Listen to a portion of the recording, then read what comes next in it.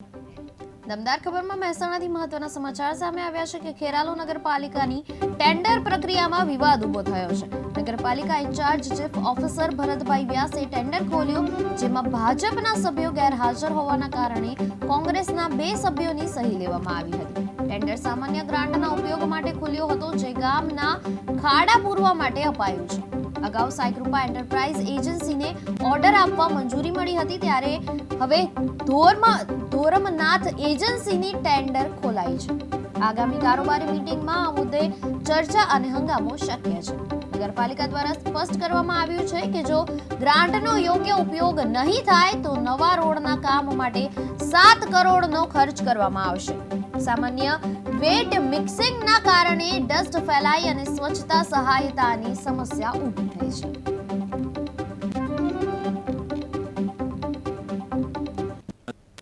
જે છેલ્લે ગ્રાન્ટનું આપી એ ટેન્ડર ઓપન કર્યું, શું કહેશો? એ રોડ રિસર્ફેસિંગનું ટેન્ડર છે અને બીજા પ્રયત્નથી એક ટેન્ડર આવેલું હતું, એ પરમ દિવસે ઓપન કરેલું હતું। એમાં ક્યારે ઓર્ડર અપાશે, વર્ક ઓર્ડર અપાશે, ક્યારે કામ થશે? અમે કારોબારી ચેરમેનશ્રીને રિપોર્ટ કરી દીધો છે કે આ ટેન્ડર એટલા ટકા ડાઉન છે અને યોગ્ય નિર્ણય થવા રજૂ